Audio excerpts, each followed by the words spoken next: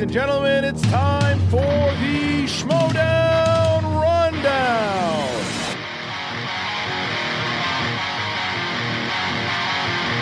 Introducing first, Frankie Stats Janisch.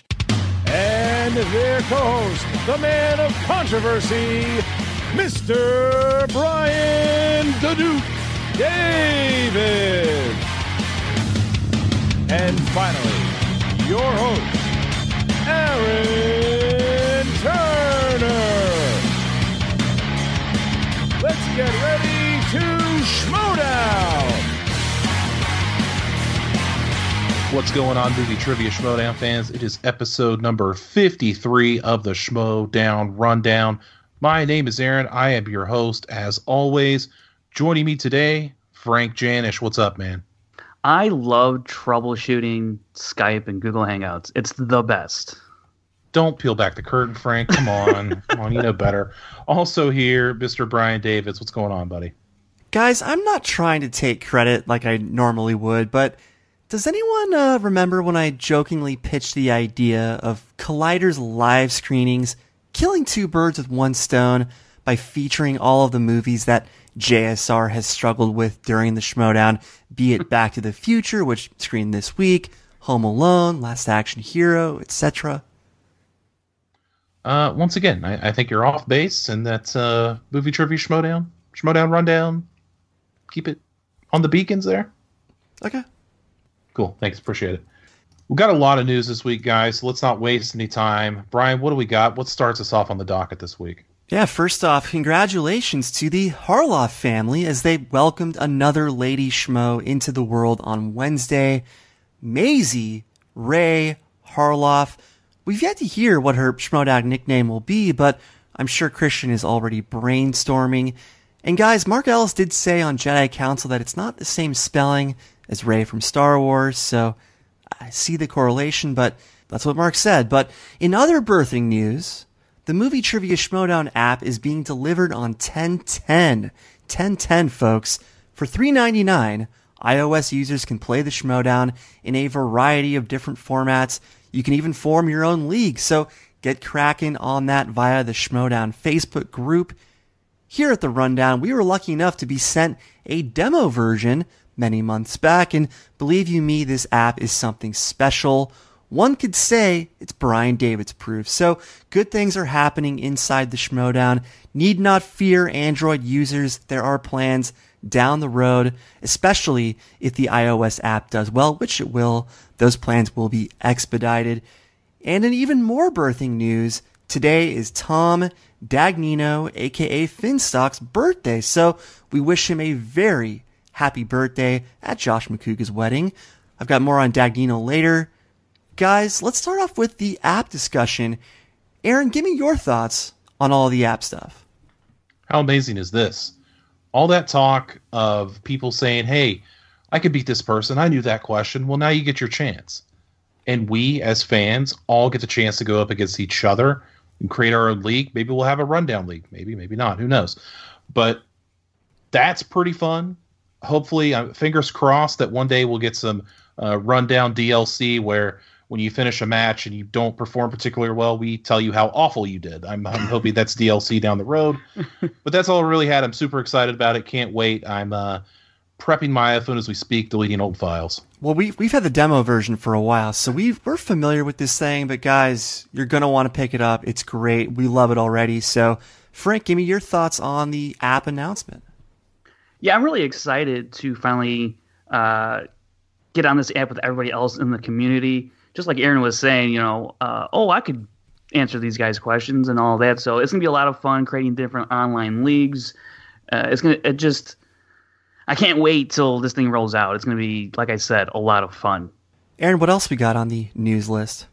Well, we have a couple returns/debuts as we have Jim Vavida, formerly of Team IGN, now with a team with a different name that is yet to be named, and Adam Havlicek, formerly of Superhero News with Hector Navarro.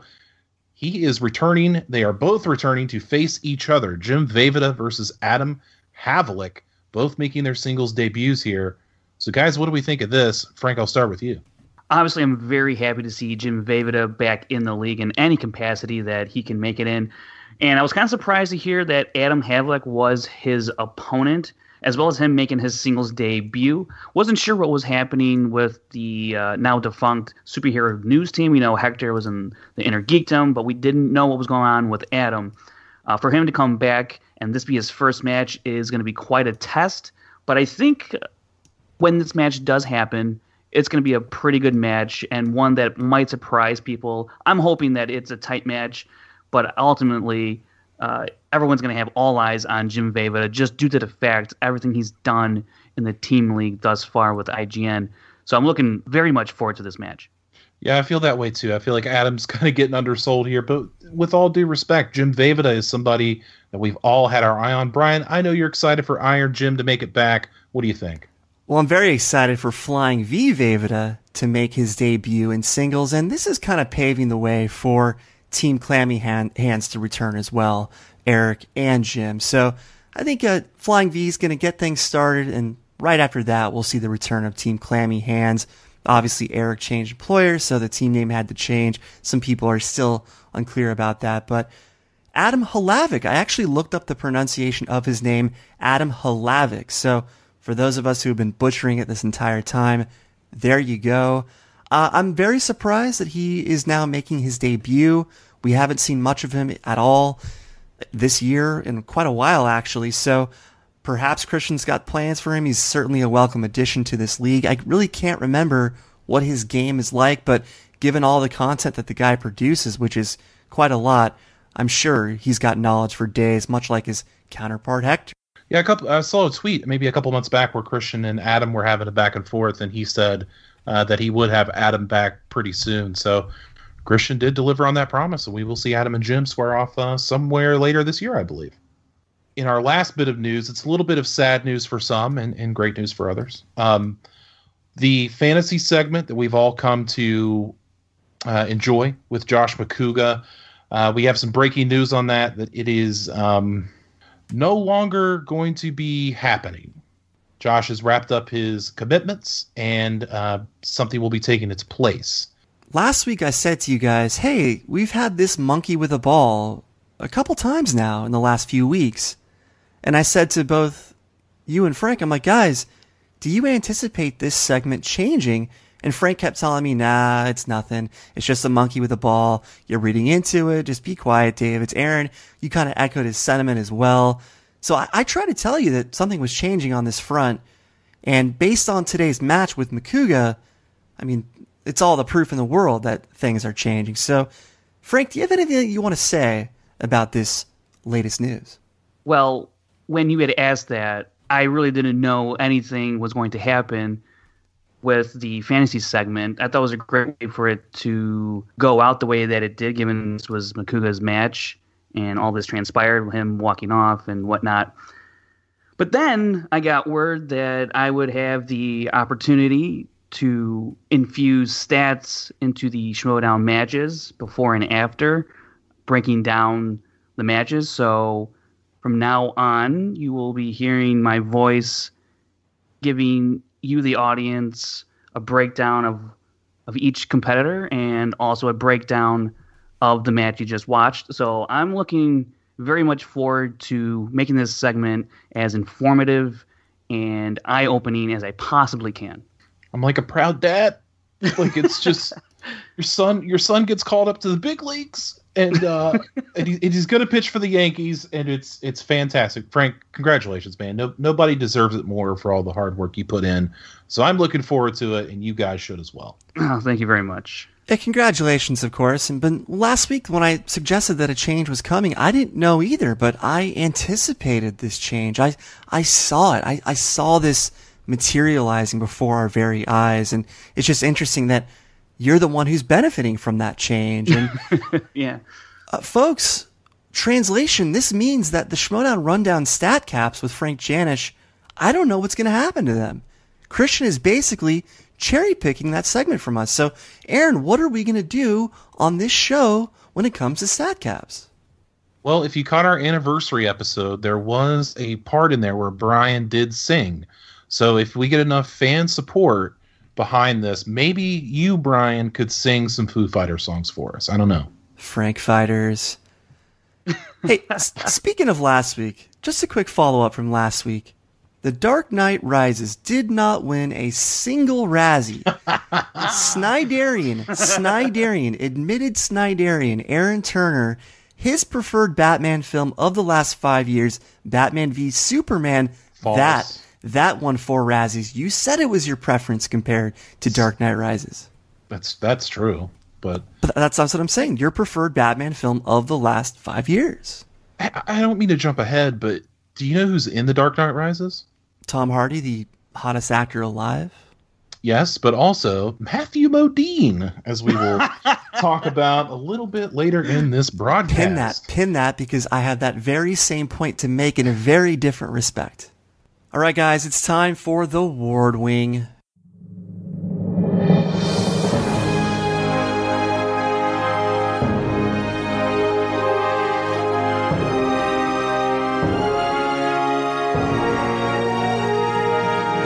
This is art, Mr. White. Brian Ward continues to do his thing. Sneider and Knost got the die-hard treatment. Sneider was given the Hans Gruber treatment. There was some confusion in the Facebook group. Some people thought he was Harry Ellis. That's not the case. The crown jewel of this week, though, was Brian's Kalinowski and Macuga piece, as Mike was 89 Batman, while the Wild Man was the Joker, because Jokers are wild after all.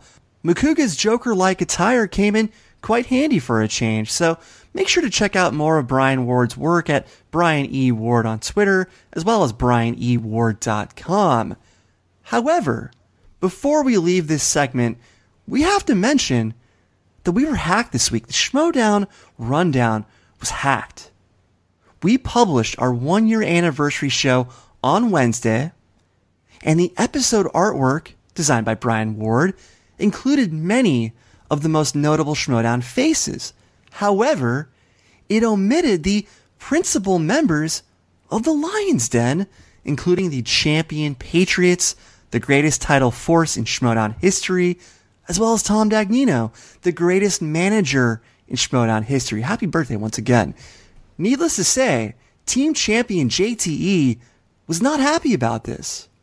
The thing is, Ward proofed the artwork with me the night before, and the 3 champions were present in the proof. I then added the file to my Google Drive, and I sent it to RB3 and Company the following morning for upload. So someone must have breached my Google Drive and altered the artwork to exclude the Top Den Triumvirate. Or the receiving end of the artwork is playing some kind of game. Now, before people start pointing fingers, RB3 has already been eliminated as a suspect, as has Mr. Ward. So I've announced this already, but an internal investigation is underway to find out who perpetrated the Patriots, Top Den, and the Rundown. But if you have any information on the perpetrators behind this awful hack, please email schmoedownrundown@gmail.com. If your intel leads to the perp's capture, Handsome Harloff will reward you handsomely. Thank you. All right, guys, let's get into our first recap of this week. It is the opening round of the Ultimate Schmoedown Singles Tournament. It was Matt Knost versus one half of the team champions, Team Patriot member Jeff the Sneider Sneider. Let's talk about the promos first. Matt Knost called Jeff in his toothpick loving, called him a second-rate wrestler. Is that what he's trying to be? I don't know. I didn't care for that. And Jeff Sneider retorts with a shot at Dan Murrell that I didn't see coming, saying that he would make Dangerous Dan a hazard, which I kind of enjoyed that quite a bit. Frank, what did you think of these promos here? I was really looking forward to seeing what these two would say to one another. Knost and Sneider, they definitely have the gift of gab. So them slinging back little insults here and there was very entertaining to watch. Knost, I think he has a particular sense of humor that I myself enjoy, and I also enjoy Snyder's snides, if you will. So this was definitely one of my more favorite promos in recent memory. Look, anytime you can get Top Den involved in the promos, you're going to get good stuff. But as I've said before, the pizza guy can dish it on occasion as well, including that Coke stepped on point, which was quite funny, even though half the audience did not know what he was talking about. But jumping ahead a bit, Christian kept talking about how Knost is on fire, and every time I hear this, I kind of laugh. But guys, I kind of figured out what I think this is in reference to. Knost, the pizza guy, when he's taking pizzas out of the oven, he sometimes catches on fire. Oh, wow, boy. Jesus. No, I don't think that's what he means. I think it's a respectful thing that Christian, who's had strife with Knost in the past, and it's talked about later on, not to jump ahead also, but I think he's just being very respectful to Matt Knost. I don't think it has anything to do with pizza or ovens or flammable materials. Well, Grace Hancock wasn't very respectful because she said, "Bottom line, Doughboy, you're a loser." So she had the finishing word. She's clearly been watching a lot of David Fincher films lately. But guys, the glare on the belt. Christian's got the belt at the desk, at the table. The glare on the belt's driving me nuts. Are you finally seeing what I'm seeing? Hashtag glare at the table? Glare at the table, Hashtag yeah. glare at the table. Yeah, I noticed it, and then he moved it so that Sneider could see it, which I thought was pretty funny. But still, yeah, nonetheless, the glare. So that's not going to go away anytime soon as long as he's at the desk. So it's out of sight, out of mind in my eyes. Let's put some of those anti-glare plastic wraps over the front of it just for the camera. Like on your iPhone, there's an anti-glare plastic covering you can put on. Let's put one of those on the belt itself. You'll need like 12 of them, but why not?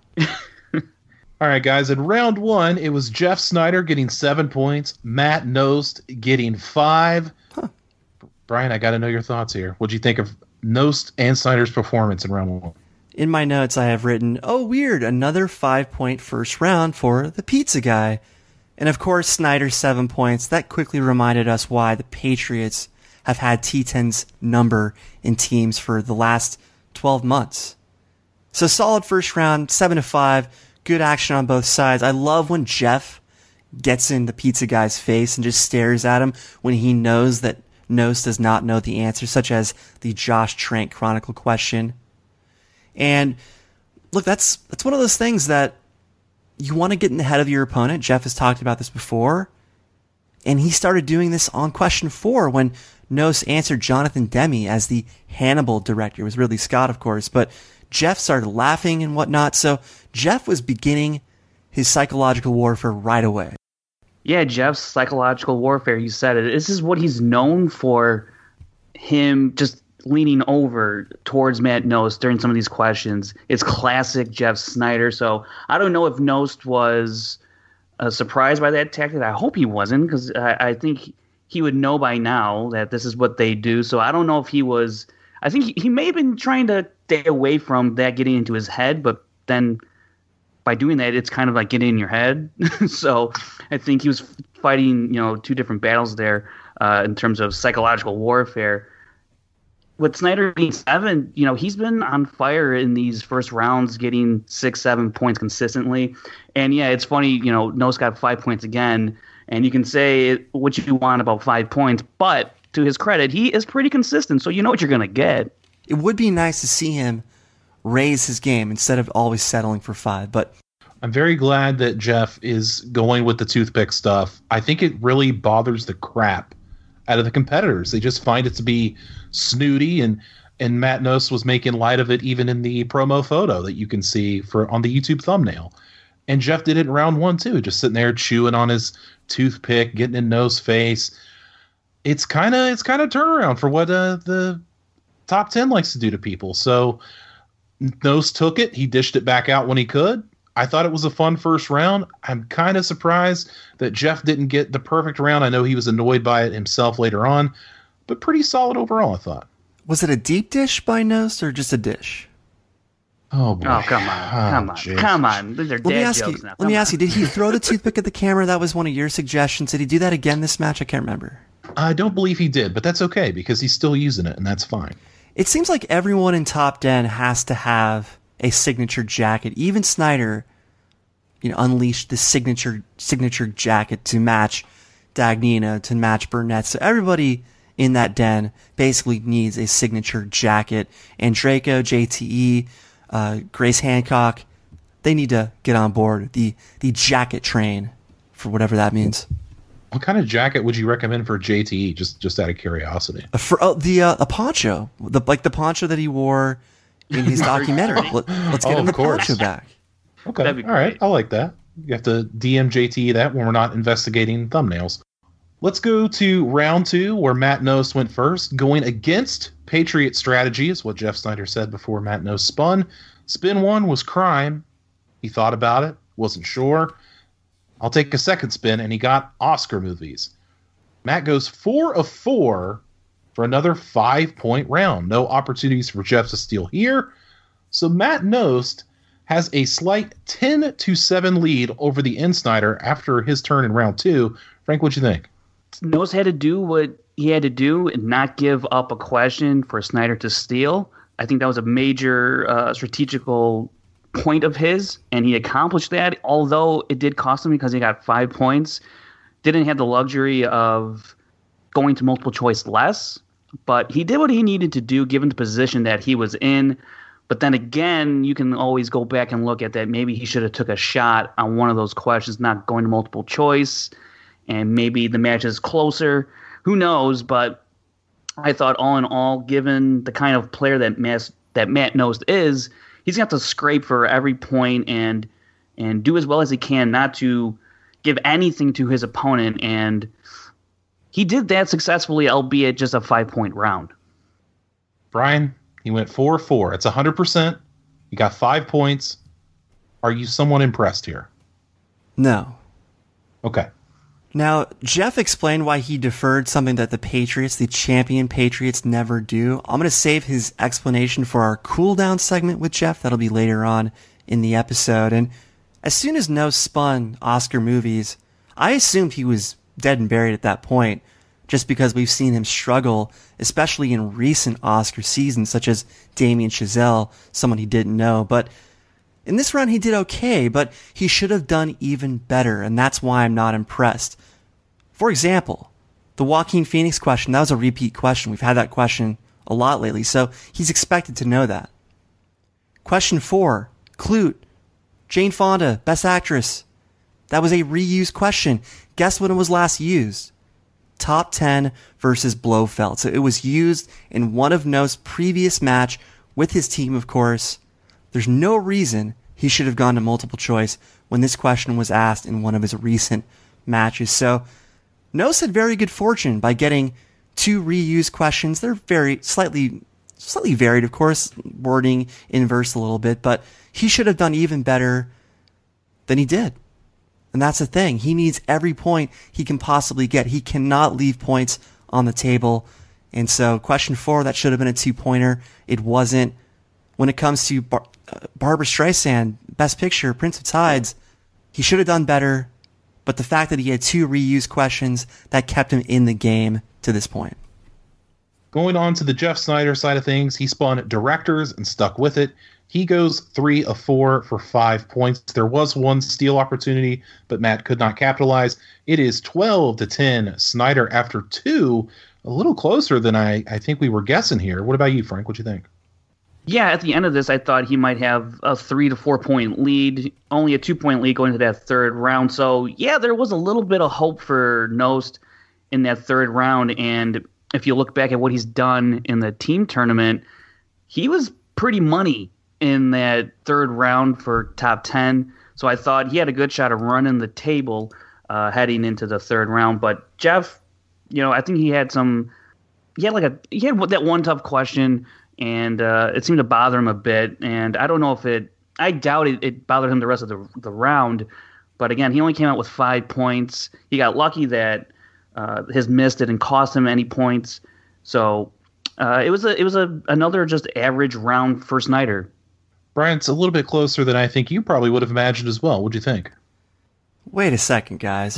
I got 2 Dennis Greens on the podcast with me right now because you're letting Matt Knost off the hook here. Question 1, he had a steal opportunity, and guess what he did? He gave the same answer that Jeff gave. Rio Grande. That's pretty bad. That's bad. Inexcusable. That's inexcusable. That shows a lack of focus. You cannot leave points on the table when you're playing a player of Jeff Sneider's caliber. That's just inexcusable. It can't happen. Can't happen. Not now. Not ever. Question 2, Pootie Tang, Louis C.K. That's a tough question.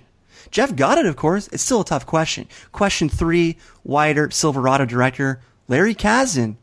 A lot of people don't think of that when it comes to Larry Kasdan. They always think of him for Star Wars, but he pulled it off in multiple choice, tying it up at 10. And then he got one easy question to close out question 4, Francis Ford Coppola, related to Nicolas Cage, Jason Schwartzman. So aside from question 4, Sneider had the tougher round, but Knost left points on the table once again. And I don't know why Knost was arguing the Coppola question when he had Clute, he had the blown steel, he had a reuse question to Joaquin Phoenix. So Knost is getting all the good fortune so far, and he's not taking advantage of it. So I don't know what to tell you guys. Well, I think you put up a little bit of a bickering fight with the refs because you're losing, so you might as well go for it. Give him something to chew on.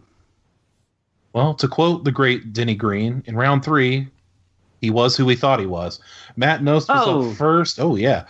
He got his 2-pointer. Requiem for a Dream was directed by Darren Aronofsky of Mother fame, currently right now. Back over to Jeff Sneider, the 2-point question. This is where Jeff started absolutely killing me in this episode. This was fantastic stuff. He says, what you're going to call me at the end of this match, Your Highness. Wow, unbelievable.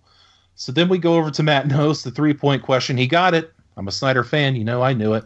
Michael Fassbender's first role was in Zack Snyder's 300. So we go back over to Jeff. He gets the 3-pointer. And it's something that Matt Knost is going to have after this match, insomnia. Wow. Jeff again killing it. So it comes down to Matt Knost. He's got to get the 5-pointer. We talked about it earlier. The boat caretaker in 47 meters down.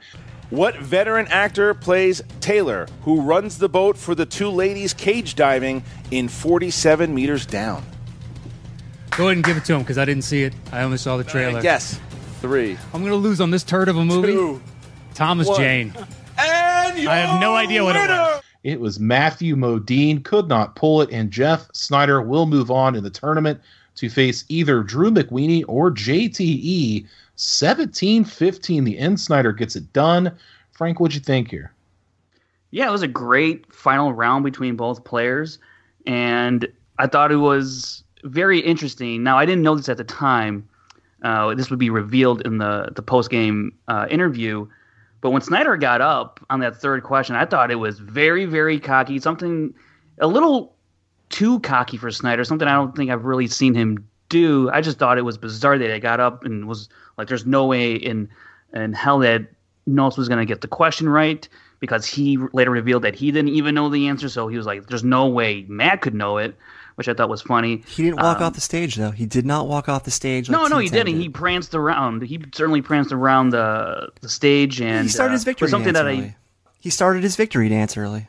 No, yeah. And all I'm saying is I've never seen Sneider do that. I've seen him be cocky, but never that cocky. That's all I'm getting at. So I was kind of wondering what was up with that. And like I said, it got revealed in the post-game interview. So again, I thought Knost had a shot at running the table here, and he got 2 out of 3, just didn't get the most important one.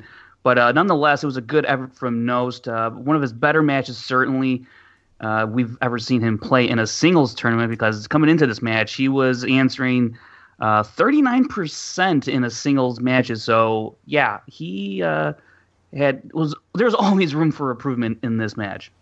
Well, Brian, it looks like Matt Knost ran into a full metal jacket of questions here at the end. What did you think? What were your thoughts overall? Well, first off, the Your Highness question was tailor-made for Jeff Sneider. Great stuff there. Great stuff with Insomnia. I like that Christopher Nolan is having an influence on the Schmoedown again. We'll talk more about that later, but the 47 meters down drama is utter nonsense. Knost said he saw the trailer, and if he did in fact see the trailer, he should know the answer. Matthew Modine.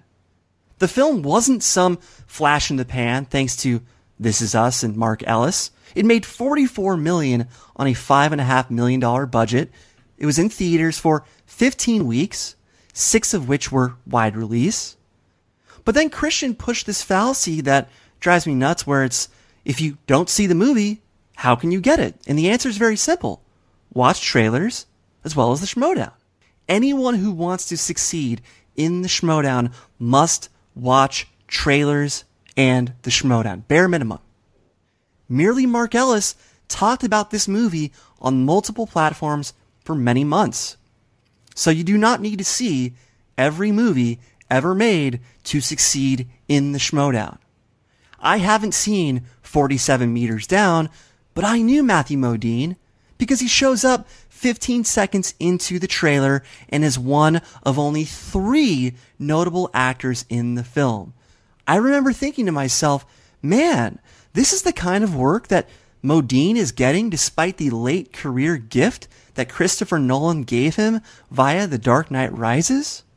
Regardless, the two horsemen cannot blame this question for the loss because Knost got that Clute question, which was used during T10 versus Blofeld, something Knost needed multiple choice to answer. He also blew that Rio Grande Steel opportunity, and he received that repeat Gladiator question that he did answer. So Sneider is the true winner. And lastly, on July 11th, during that particular kayfabe episode, the two horsemen said that they never blamed anybody else but themselves when they lose their matches, singles or teams. However, in recent losses to Action and now Sneider, they're blaming Chris Skaliski, they're blaming the wheel, they're blaming everybody but themselves. So Frank, you wanted to be the third horseman in our last episode. How do you defend, or even attempt to defend, this kind of behavior? Well, you know, the past is the past, and we're in the future now, baby. Let's go. So they used to pride themselves on taking accountability, taking responsibility for the losses, but they're not doing that anymore. So what team is this? What team is this supposed to be? It's top 10. I don't know what else to tell you. I mean, look, they thought they got a hard, obscure question from a fairly new movie, a pretty new movie. And, I think they felt justified in their complaint because, as we found out, no one in that studio knew the answer, not even Jeff Sneider, as great as he is, all the new movie news and stuff like that. So I think they felt justified in their critique of how hard the question was. And I think that's why they probably rolled with it as much as they did. But that's the thing, though. Matt Knost literally said that he saw the trailer. If he saw the trailer, then you cannot miss Matthew Modine. He's unmissable. It's not like you always memorize the trailer. But there was a spotlight put on him, and for the fact that there's only 3 actors of note. Claire Holt, not a lot of people know who that is. Mandy Moore and Matthew Modine are the only famous actors in that movie. That's it. So if you watch the trailer, you know the answer. Jeff, I'm not going to step on his Cooldown segment with us, but he didn't see the trailer, so that's understandable as to why he didn't know. But Knost said he saw the trailer, so there's no excuse, and there's no excuse to blame everybody. You're not going to remember every trailer. I mean, it's okay. But it's a recent he didn't remember it, so if he had seen the movie, then maybe he would remember better than seeing the trailer. Look, so I don't care that he said that he saw the trailer and that he doesn't remember Matthew Modine in the trailer. It is what it is, and it's just, at this point we're just nitpicking. But they tried to say that it was like in theaters for 5 minutes. That wasn't true. It made a lot of money. It was a hit. It's getting a sequel. So everything they tried to say was utterly false.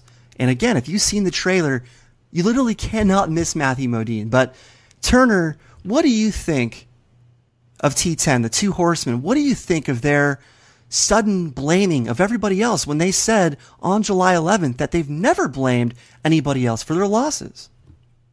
I think it's frustration. I mean, these guys were champions at one point. Roca, singles champion, them team champions. I think it's just frustration. They were knocked out of the tournament by Team Action. They weren't expecting that. Now Knost is here. He's getting his shot in the singles tournament, going up against Jeff Sneider, who they've lost to multiple times in various forms, and they lose again. I think it's just pure frustration. I don't think if the question was even super simple and they missed it, it's still going to be the same. I think Matt, in particular, is really frustrated that they keep losing to the Patriots, and they can't stand it. That has to be part of it. See, I would again argue that it was a simple question because it wasn't an answer that you would have gotten from the trailer. He said he watched the trailer. He should know the answer. He didn't pull it, though. And Can we agree on this, though? Yes. Can we agree that if, in terms of... It is frustration, I agree. Sure. In terms of new release questions, which that category is kind of, whatever, that's a pretty hard new release question. I know you made your points about the trailer, but Mark Ellis has been talking about it on multiple shows the last 3 months. I think Mark Ellis probably also likes Jaws 3. So. RB3 went out on a special thing to go dive with sharks because of this movie. This movie has been talked about in this space. There's no excuse. Hey, you don't explain to me. I've seen it. You've seen it. Aaron Turner, you've seen it. You've saved the best point for last. We also have to remember that Matt Knost is not necessarily in the same space as Mark Ellis and RB3 day in and day out. So that's also a point that Ken actually brought up on Inside Schmoedown. It's a completely different thing, but Ken did bring up that point. He said that there is a point where you have to see, if you're going to have a category of new releases, you got to see new releases. It's kind of part of it. So that was just a point that Ken made. I wanted to throw that in there because I thought it was a good point. Once again, if you want to seriously compete in this league, you have to watch trailers. The winner of this league, it doesn't come down to who has seen the most movies. It comes down to a blend of multiple factors. Movies you've seen, things that you're aware of even though you haven't seen the particular movie. That's where watching trailers, looking at posters is very important, as well as watching the Schmoedown. You get answers from watching past Schmoedowns. Now, guys, I want to talk about something else here. Very important here. I want to kind of segue into this. I was thinking about steal opportunities and how people tend to forget the multiple choice options or answers, or even the answer in the pizza guy's case. But are we opposed to the idea of allowing whiteboards during the wheel round just for the sake of notation? They wouldn't show them to the camera like in round one, but at least they can keep track of questions that can become quite long, especially multiple choice steal opportunities. Let's not forget, they cannot see these questions on any particular screen. So sure. Aaron, would you be opposed to them having their whiteboards at their disposal to jot down what letter answer someone gave in case they had to steal, to jot down multiple choice answers, to jot down part of a long question that goes on forever? Would you be opposed to a notation device?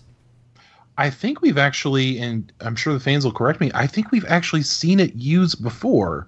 I believe that Mike Kalinowski did it once. He wrote down the multiple choice answers. Whitney Seibold did it. I believe Whitney, that was it. Whitney did it. Yeah, I'm not opposed to that at all. I think that's actually a pretty good idea. Of course, that'll be a Rule Summit thing, but yeah, I'm not opposed to that at all. Why not? But give them some help here when it comes to these long questions and multiple choice and whatnot.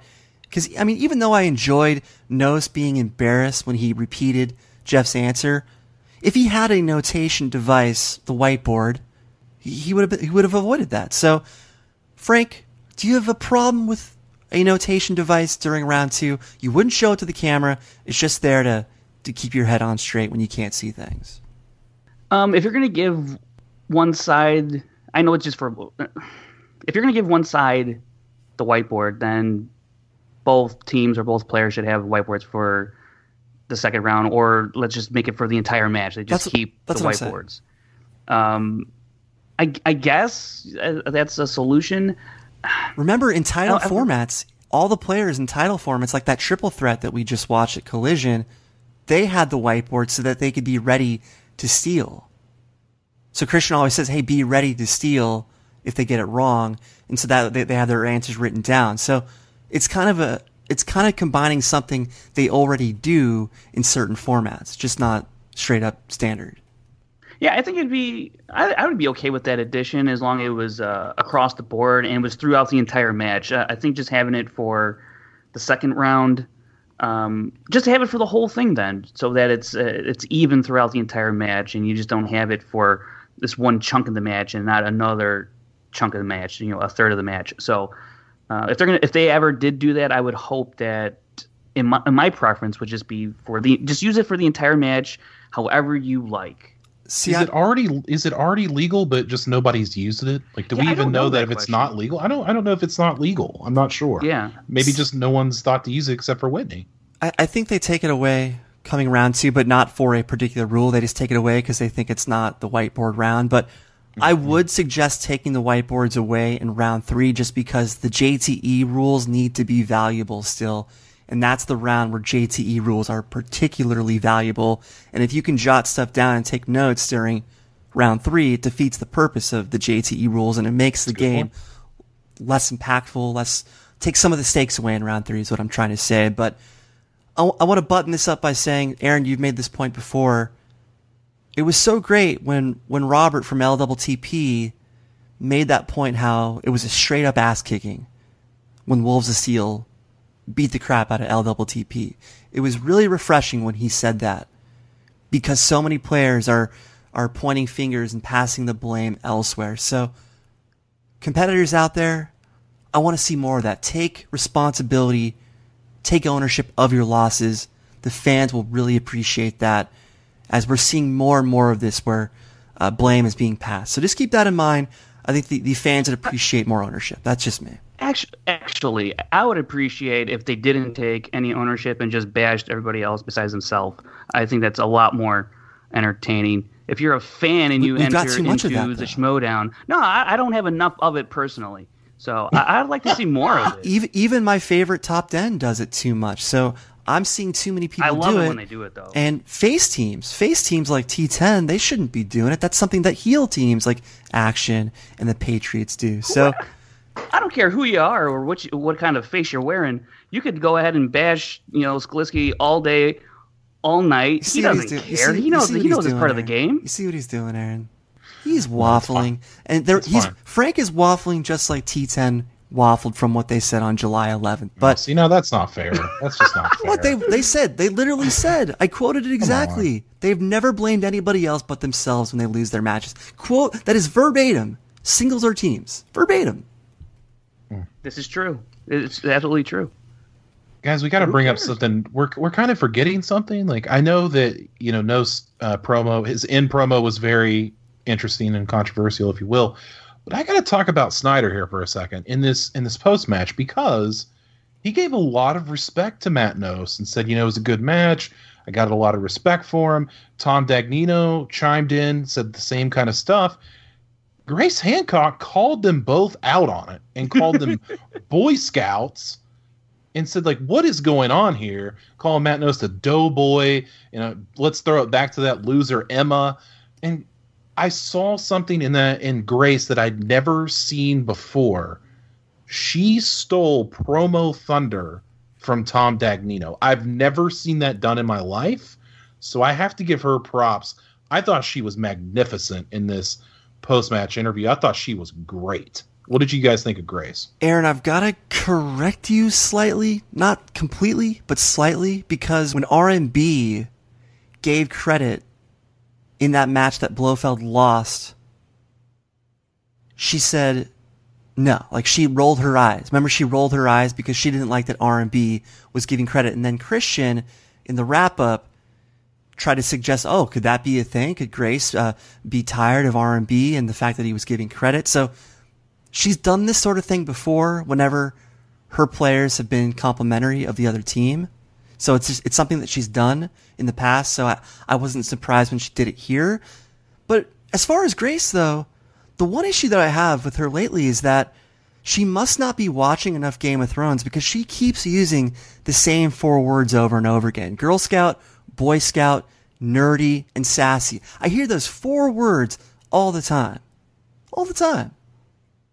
But Dagnino keeps pointing out, because he's trying to get the commissioner role, he keeps pointing out that Christian's constantly stacking the decks, something that he's always done in his words. So Dagnino is doing everything he can to get that commissioner spot. Unfortunately, he's not going to get it, but what can I tell you? We got more of the Grace and Emma dynamic, the face-heel interviewers and whatnot. Guys, I'm getting sick of this. I'm getting sick of this whole dynamic, both of them taking shots at each other. I'm just, we've done it. We've done it, but what can I tell you? It needs to come to a head. I agree with Right. that. There needs to be some sort of end game. Like, we need to kind of tie this off. I mean, I still think it's fun when they get annoyed at each other, but it's kind of hard when they're on the show together. I don't know. It's kind of the whole veil. But Frank, what are your thoughts here on Sneider's side of this post-match interview? Well, I just want to say that when it got thrown back to Emma and she said, get some new material, I was like, yeah, get some new material for real, because... Well, same with Grace. Right, Grace needs new material as well. I mean, that's what I'm saying.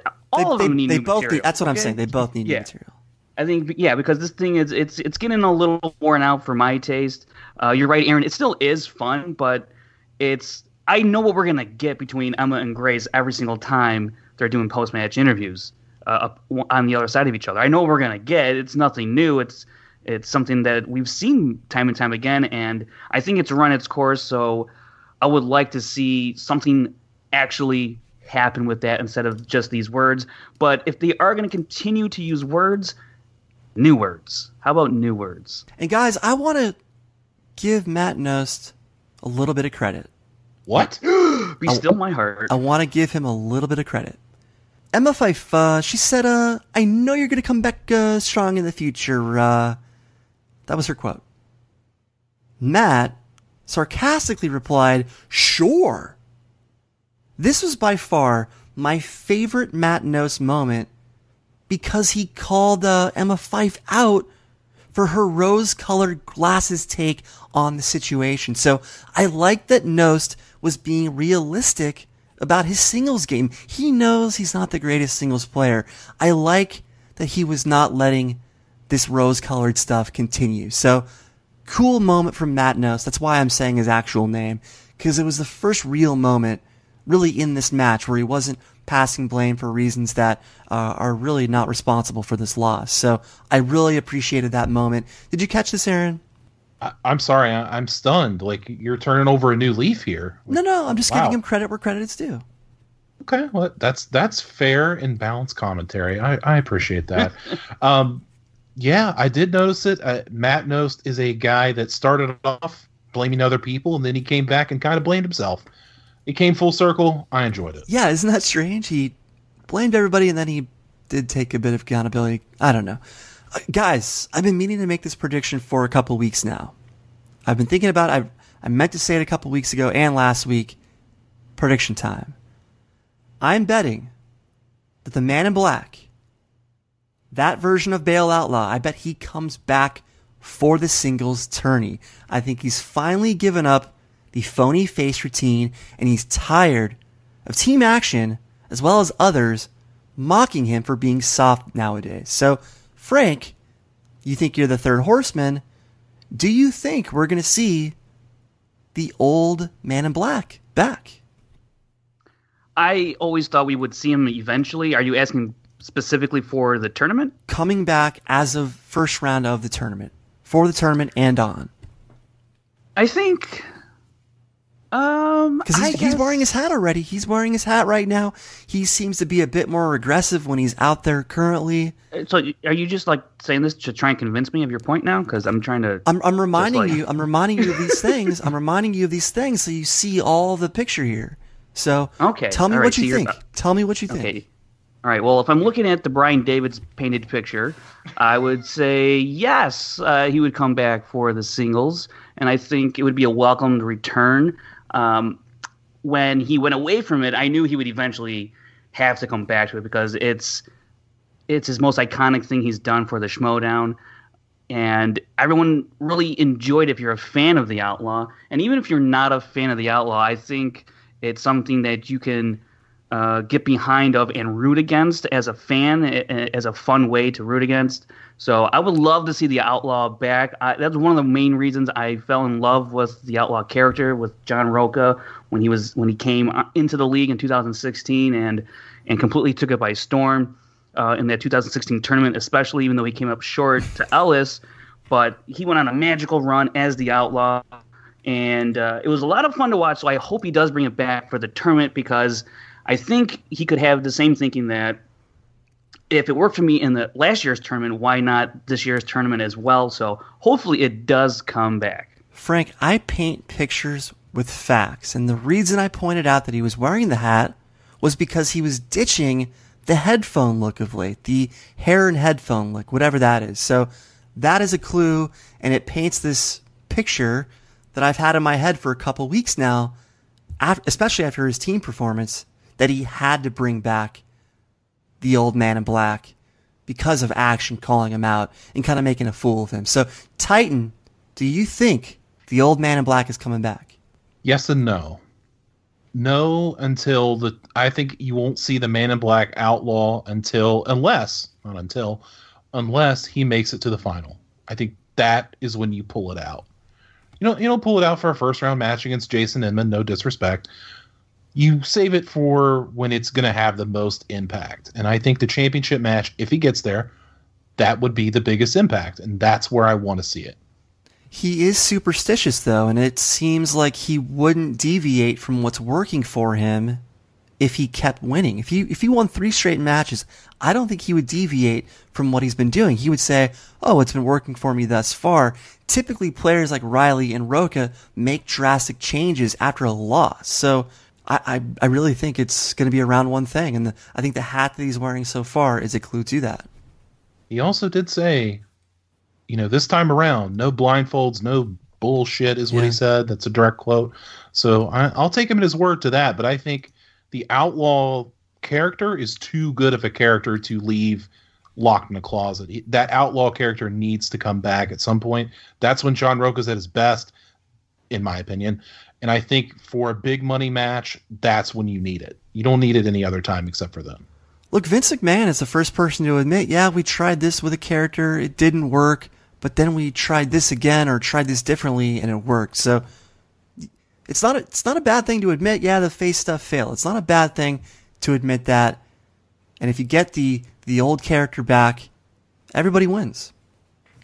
Billionaires don't admit fault, Brian. I don't think I've ever heard Vince say sorry about anything. So I got a chance to speak to Jeff Sneider for a few minutes this week, but before we get to his Cooldown interview, I just wanted to let everyone know that this was before Jeff's announcement on Twitter that he was going back to Boston for the foreseeable future to care for his mother. So I encourage everyone to send him your best wishes. However, curb the Schmoedown speculation and inquisitions. Do not post or ask about it in Facebook. We'll be told what we need to know when we need to know it. I've been in Jeff's shoes, so I hope you guys can be respectful of him right now. Jeff, the Rundown sends its best wishes your way. Here is our Cooldown with Jeff Sneider in regard to his first round win against Matt Knost. Schmoedown team champion Jeff Sneider, welcome back to the Schmoedown Rundown. Thank you for having me. Jeff, you defeated the pizza guy on Tuesday. What's your reaction now that you have some perspective and fan reaction in mind? I've been so busy this week, I haven't read too much of the comments on YouTube or Facebook or whatever. But honestly, I thought it was a really hard-fought match by Matt Knost. Had a really tough last question there. First round I had him, second round was pretty even, and third round's just luck of the draw. Jeff, on July 11th, during that special kayfabe episode that you were in attendance for, the two horsemen said that they've never blamed anybody else but themselves when they lose their matches, singles or teams. However, in recent losses to Team Action and now you, they're blaming Chris Skaliski's questions as well as the wheel. So shouldn't they be blaming their own blown steel opportunity where Knost repeated your Rio Grande answer, or the Clute question that Knost needed a repeat and multiple choice to answer, even though it was asked during T10's match against Blofeld? Which question was asked in Team 10 versus Blofeld? A variation of the Jane Fonda Clute question. Again, this is one of several points that the pizza guy left on the table, and yet the two horsemen are blaming everyone but themselves when they used to pride themselves on not blaming anyone but themselves. Obviously, him repeating the same multiple choice answer that I got incorrect, that's just a bonehead play. He's got to pay attention to the answer that I'm saying, so that one is certainly on him. And the Jane Fonda one, it's like he clearly knew it as soon as the multiple choice came out. Maybe being down, he should have taken a stab at that one, the two-pointer, and just maybe guess. But yeah, Jane Fonda, Clute, that's an easy one. Especially when he's heard it in a recent match of his. And again, you got to watch every match. I didn't know that was a previous question. So I wasn't going to help Knost at all, even though I didn't know. You just brought up a point that I've been making for a while. If you want to succeed in the Schmoedown, you must watch every match as well as every mainstream trailer, because answers can emerge from the surface level without having to watch every movie ever made. The pizza guy also got a reused yet revised Gladiator question during round 2, which he answered correctly. I mean, it would be so hard, though, for Chris to remember all 5,000 or 10,000 questions that have been asked at this point in the Schmoedown. There's going to be some repeats along the way. Frankly, I'm okay with the repeats. I've had incidents before where there's been a repeat question and someone's either about to answer correctly or answer incorrectly, and someone from the audience is like, well, that was in episode 2, season 1 of the Ultimate Schmoedown. Like, it's like, who gives a shit? Does he know it or not? Agreed. Right. I just want to say, I think it's up to the competitors or their managers to say something. I don't think it's on the audience, the fans in the crowd, to jump up with corrections. Macuga does it half the time, and he's wrong. Let me be clear. I am not blaming Skaliski at all. I have no problem with reused questions because he always revises or inverts them. Writing Schmoedown questions is a Herculean task, so if you can efficiently turn an actor/character question into 2 questions, go for it. I'm just trying to point out all of the breaks that Knost received in this match, since the 2 horsemen are unfairly passing the buck on Chris. But moving on, I noticed that you kinda let the pizza guy off the hook for the 47 meters down question, even though he said he saw the trailer. The trailer clearly shows that Matthew Modine is one of only 3 notable actors in the film, so why let him off the hook like Dennis Green? Maybe it's because I never saw the 47 meters down trailer. I never saw the movie. All I know is that Mandy Moore was in it. I couldn't tell you the other girl. Let alone the male lead in a movie that's about 2 young girls. It felt like such an obscure question, and I would consider new releases a strength of mine, since I'm reporting on them for literally years at a time, some of these projects. And I had absolutely no idea. I mean, Matthew Modine's just one of those people who you kind of forget. Kudos to Chris, because it's a good question, but at the same time, I told everyone in the audience afterwards, I think maybe one person knew Matthew Modine. I just can't let the 2 horsemen muddy the waters when Knost said that he saw the trailer, and Modine is one of 3 known actors in this trailer and film. But, you're not paying attention to Matthew Modine in the trailer. You're paying attention to Mandy Moore and her sister in bikinis. If you watch the trailer, you cannot miss him. He shows up 15 seconds into the trailer with a spotlight placed on him like he's the Quint of this film. Plus, they try to say that it was in theaters for 5 minutes when it was in theaters for 15 weeks, 6 of which were wide, and it made $44 million on a $5.5 million budget. It's even getting a sequel. Fair enough. I'm just trying to, I sympathize with my competitor on that one. Nothing's going to change my mind. Speaking of changing your mind, you deferred to Knost in round 2, something the Patriots never do. Has above the line and actions defer strategy swayed you, or was it done so that the pizza guy could flatten himself as soon as possible? You are hilarious if you think that I'm paying attention to when top 10 or above the line or action, or whether they go first or second. I could give a shit. I know that my strategy is a little bit different than the Patriots' strategy. The Patriots has a championship level strategy, and I myself, as a singles competitor, do not. Yeah, I think it just, spur of the moment, kind of wanted to mix it up as an individual. Do you think you had the tougher questions in this match? I'm great with directors. I know directors inside and out, and I mean, fucking John Ford questions, and who directed Silverado. The Schmoedown, that's a movie the Schmoedown loves. It loves fucking Silverado. Are you kidding me? I still got it right. I said I knew who it was, but I was going to do multiple choice to be sure, and sure enough, it was Lawrence Kasdan, but I don't know. So I did feel like some of the questions were harder. His Requiem for a Dream question, come on. Jeff, before we close, I just want to apologize to you and the rest of the Den, as the Schmoedown Rundown's anniversary show artwork somehow omitted the principal members of the Den, including JTE, Dagnino, and yourself. The thing is, I proofed the artwork with Brian Ward the night before, and you guys were all present. Ooh, okay. So please know that I've launched an internal investigation, and I will stop at nothing until I've discovered the perpetrator who breached my Google Drive and altered the file. I appreciate that kind of commitment. I expect nothing less from you. Jeff, thank you for making some time for the Schmoedown Rundown. Where can people find more of you online? Check me out on the tracking board, tracking-board.com. That the hyphen is a dash. At the Sneider on Twitter, Instagram, all that stuff. Don't be too mean. Well, that was Jeff Sneider, folks. We wish him luck for the rest of the tournament. Excuse me, we wish His Highness luck for the rest of the tournament. 2-point question. Natalie Portman, James Franco, and Danny McBride star in what 2011 fantasy comedy? It's what I want you all to call me after this match, Your Highness. 2 points for right. Jeff Sneider. Hello, everyone. Your faithful host, Aaron, here. Do you like what you're hearing so far on the rundown? Great. Give us a thumbs up if you're listening on YouTube. Leave a comment. Join the discussion. Listening via iTunes, please rate and review the Schmoes Know iTunes feed. It helps us out tremendously. It helps us move up and down on the charts.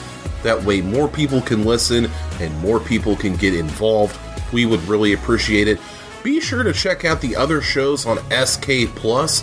On YouTube, there is something different for you every single day. Different shows with different personalities. You can't go wrong. Be sure to follow the show on Twitter at SD Rundown and email us anytime. schmoedownrundown@gmail.com. And now back to me. All right, guys, we're back from break, and we're talking about the second match from the Ultimate Schmoedown first round tournament. It was the Wild Man, Josh Macuga, versus the Killer, Mike Kalinowski. In this opening promo, Josh Macuga called himself a formidable opponent to Mike Kalinowski. He said he needed a formidable opponent in terms of idiocracy and stuff like that. I really enjoyed that. Josh Macuga knowing who he is. Macuga, every once in a while, can deliver the goods. And he said something interesting about Kalinowski's name and how he doesn't have a championship-sounding name and that he sounds like a deli owner in Pittsburgh. I'm paraphrasing, of course, but that made me laugh. It is kind of true. Kalinowski is such an unusual name, and it does sound so common that you could imagine someone with that name owning a deli in Pittsburgh. But not much on Kalinowski's side as far as promos. He's such an authentic face that it's kind of hard for him to really do the promos. I mean, I'm sure if he really wanted to, he could deliver, but because in the context of this game, he's a face, he doesn't really dig too deep. I mean, he was kind of saying they're friendly and whatnot, but, I like Kalinowski even if he doesn't deliver the hottest takes during promos. But yeah, Kalinowski doesn't really do it for me in the promos. Because I feel like you're right, Brian. He could deliver more if he wanted to, but because he is this face personality. I try not to let that bug me because I would love to see him go after some people because he totally could. I mean, he does here and there in little bits, but then he tries to justify the bad things he's saying about people because he likes them or whatnot. So. It's kind of more of the same again with Kalinowski, and the only thing I look forward to with Macuga is when, aside from the promos, they're fine, but I just got to see the guy dance. I was not expecting you to say that, but it's worth mentioning that we have a Cooldown segment with Mike Kalinowski that we'll be playing for you guys after our recap. Aaron, I'm just curious, because we're going to have Kalinowski on the show coming up somewhat soon, what is an example of a great face wrestler that could cut promos for days? I mean, a true face, not like a Stone Cold type face, which I really don't consider a face. He was such an anti-hero that I can't define him as a baby face in the true sense. But what wrestler would you recommend for Kalinowski to look up and review for face promos? Well, that's an easy answer, Brian, because it's the guy that I've been comparing Mike Kalinowski to since Jump, and that's John Cena. Of course. John Cena cuts amazing promos as a face. He can rip you to shreds on the mic. He's that good at it. Of course, The Rock as well, but that's a little bit different. He's not really an active wrestler, but John Cena would be the guy you'd want to look at, and that's going to be difficult to emulate. But I mean, good luck. Well, the Rock was so outrageous and flamboyant. I mean, who is a face that is more Mike Speed in the old days that you would recommend? Oh, that's a little bit tougher. I mean, it's kind of a straight tough. edge guy, straight laced guy. There's got to be someone that is comparable to him in the old days. It's hard because I think back to old school and I'm like, Macho Man Randy Savage? No. Bret Hart? Not really. He didn't cut great promos. It's tough. If you're not a heel, I would say probably maybe 1999 Chris Jericho. He cut great. He always cuts great promos, but he cut some great stuff back in the day. So maybe a little bit of Jericho, but where Mike is right now, I would stick with the Cena stuff. And going back to the championship last name, don't forget that there was a wrestler by the name of Walter Killer Kowalski as well that was a former champion that did train Triple H. So just want to throw that tidbit in there as well. Now, before the promos, I got to mention this again, the belt glare. It's driving me insane, guys. I know I sound like a broken record, but that's what I do. I am a broken record. But I also noticed that Christian was fidgeting a lot to start off this match. Did you guys notice Christian fidgeting? No. Yeah, I think he was, but as we know now, he probably had a lot on his mind. Well, yeah, I can only imagine, but he was playing with his hands, and I always notice these things just because that's my job and all, but I don't know, he seemed uncomfortable about something, I don't know. But maybe he'll tell us via DM what was going on with him, but once again, congratulations, Harloff family. And during the entrances, though, Kalinowski came out in a Flash baseball tee, so a new look, no costume, a new tee, new character, new comic character, and he also brought an early wedding gift for Josh Macuga. One of several early wedding gifts for Josh Macuga in this match. Specifically, this one was a 3-pack of Coors Light. I guess Tall Boys? Is that the terminology for it? Yeah. Tall Boys. Three Coors Light Tall Boys. Macuga, of course, gave one to Mike as a thank you, but I thought that was a very nice moment, a very face thing to do. So after the whole pudding incident, he gave pudding out to everyone after the match, even though Bryan gave it to him before the match to mock the fact that he missed the pudding question. Now he's playing on that and giving gifts out to all of his opponents. So this is why he's one of our best faces. So I hope he keeps the gift routine going. Yeah, he really should just change his name to Santa Claus instead of the Killer, because he just brings gifts every single time he goes to the studio. So you never know what you're going to get with that guy. I've got a new nickname for him. I always like to play around with nicknames. I'm not suggesting they use them. I like adjusting nicknames based on where the narrative is right now. So I'm teasing that nickname for later, which I didn't have to do. But Aaron, any thoughts before we hit round one? A guy that gives you pudding, a guy that gives you beer, and a guy that calls you pal and buddy in emails. He's almost like a waiter. We can't go wrong. You can't go wrong with this guy. What a nice guy. Yeah, let me just say, it's not easy to get these cool down segments for you, the audience. It takes a lot of arm twisting sometimes to get people to record themselves. It's kind of an awkward thing to do. Hey, record into your phone what you think of the match. Give us basically your post-match only for the rundown now that you have some perspective as well as fan reaction to consider, something they did not have on the day they taped the match. So with some people, it's kind of uncomfortable and awkward for them. So the fact that Kalinowski was so willing to give us some time via a cool down segment, again, perfect example of why he's the best face in the business right now. Well, speaking of wrestling, we had a Hall of Famer return to the Schmoedown. Let's talk about it.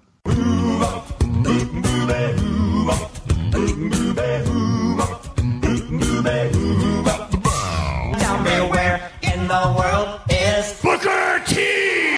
That's right, folks. Where in the world is Booker T? It's back, our favorite segment.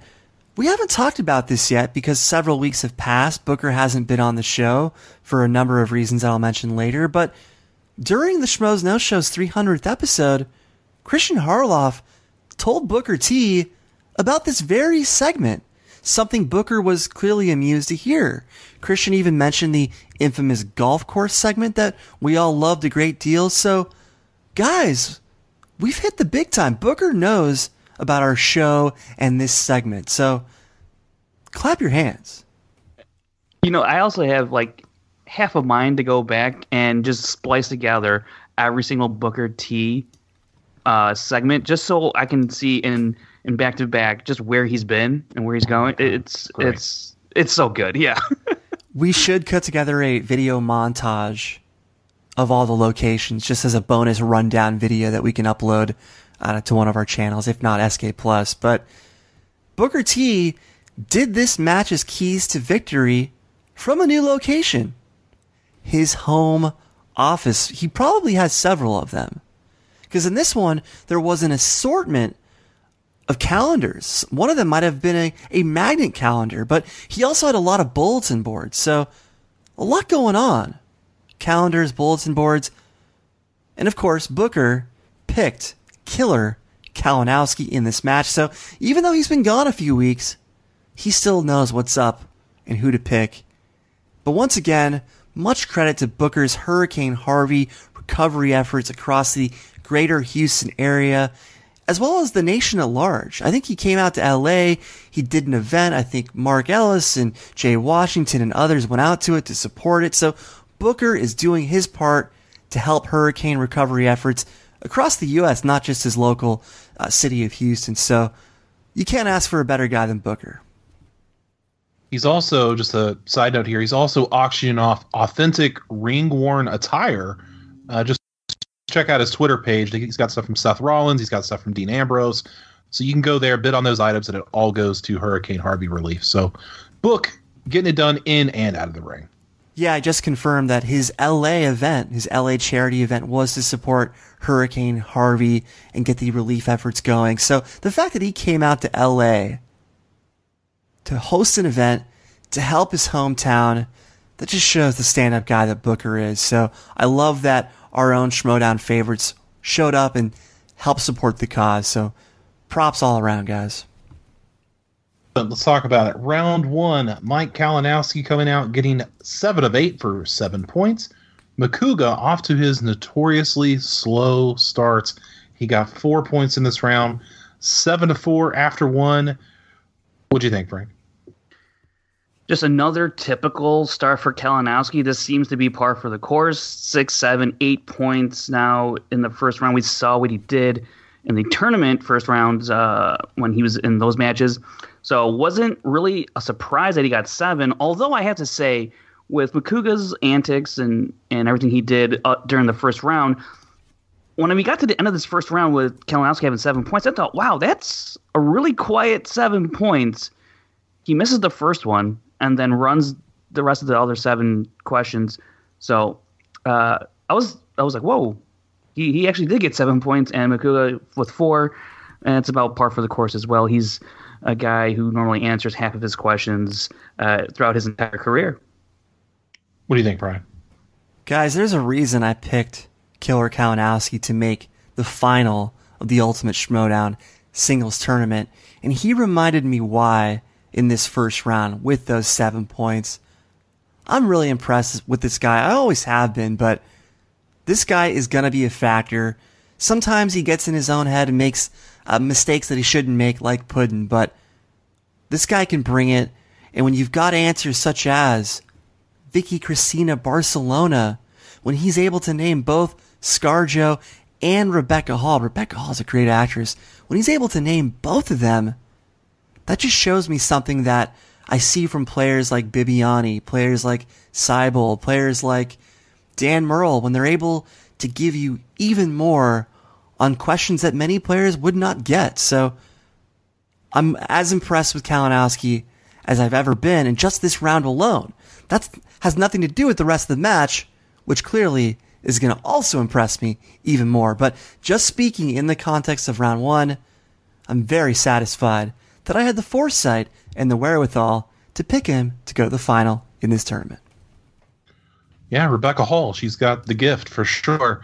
And I'm hoping that Mike Kalinowski has the same, because I actually have him winning the whole thing. So, and I hope he's got a little bit of magic, something that she did not seem to have in the Prestige. I guess we'll have to go to the town to figure that out. But anyway. Holy crap. ScarJo and Rebecca Hall were both in the Prestige. Oh, look at that. So I didn't realize that Vicky Cristina Barcelona and The Prestige shared two actors. Okay. Movie nerds. But yeah, I got Mike Kalinowski winning the whole thing. So when he got off to a pretty good start here, I was feeling pretty good about my bracket. But of course, we got a long way to go. Let's talk about round 2 now. Kalinowski going first, getting Christopher Nolan films. We love that category. Speaking of prestige. 3 of 4 for 4 points. Josh Macuga did get a 2-point steal. He stole Lieutenant Jim Gordon from Batman Begins. Yet another DC question missed by Kalinowski. Frank, what'd you think? Yeah, I thought it was pretty funny that the only question he missed was quote-unquote comic book movie. So that was pretty funny. I thought he would have done a little better because, I mean, look, I knew these answers, but he's a much better person at trivia than I am. So I was like, dude, you could have done a lot better. But it really didn't matter because, we'll get to Macuga later. Brian, what'd you think here? Kalinowski's turn. The first question, Michael Caine in The Prestige, the character that he played. So, look at you. There was Nolan all over this week, as I mentioned earlier. And, God, speak of the devil, we were just talking about how Christopher Nolan's only been drawn once, and it comes up. And maybe, just maybe, Mike should do this thing where if he misses a DC character question that he should know, perhaps that's who he dresses up as on his next match. So, for example, because he missed that pudding question, maybe he should have dressed up as the Joker or Harley Quinn in his next match. And in this case, because he missed the Gordon question, maybe he should dress up as Commissioner Gordon or Lieutenant Gordon in his next match as a way to punish himself in a face-like way. I don't know. I'm spitballing here, but... I would love to see Kalinowski dressed up as Harley Quinn. Even a fake mustache for Lieutenant Gordon would be interesting, but guys, I love the fact that Chris Nolan was in the Schmoedown this week. I keep saying it. I love hearing Inception questions, the Arthur question, JGL, of course. Joe Pantoliano keeps popping up. He's popped up before in this regard, so that's a guy to keep an eye on, but I just like having Nolan around.